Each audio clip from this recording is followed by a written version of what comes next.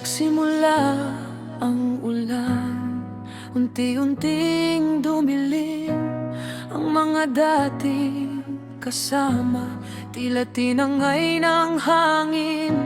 Noong ang bulsa'y puno at tawa ay sagana, ang daming nakapaligid, lahat sila'y masaya.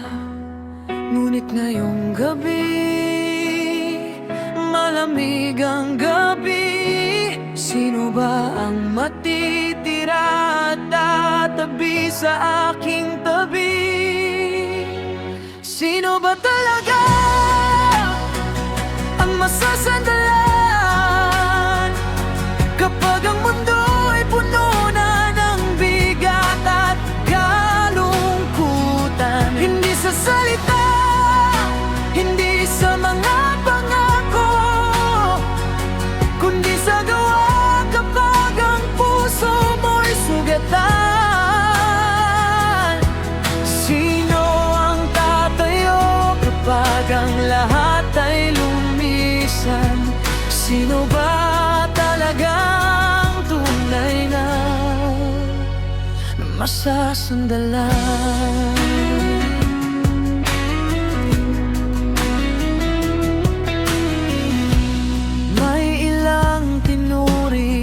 Kapatid at kaibigan, ngunit nang humingi ng saklolo, biglang nagkaprehas ng daan.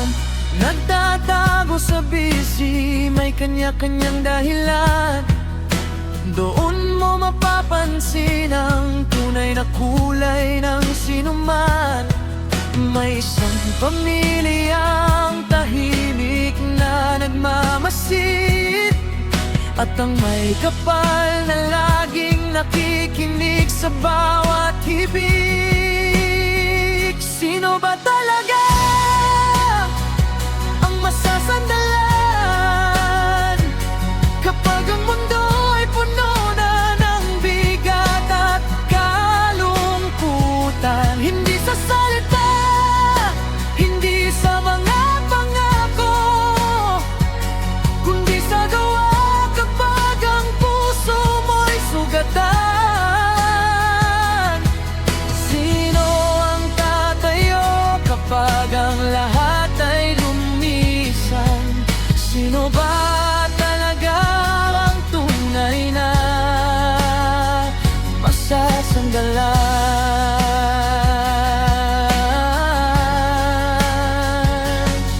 Sa huli natutunan ko rin sa gitna ng unos na ang sarili kong mga paang dapat magtayo sana, tapos kasabay ng panalangin sa Diyos na lumikha. Doon ko nahanap ang lakas sa gitna ng pagbaha. Sino ba talaga ang masasandalan kapag ang mundo ay puno na ng bigat at kalungkutan? Hindi sa salita, hindi sa mga pangako, kundi sa gawa kapag ang puso mo'y sugatan. Sino ang tatayo kapag ang lahat ay lumisan? Sino ba talagang tunay na masasandalan?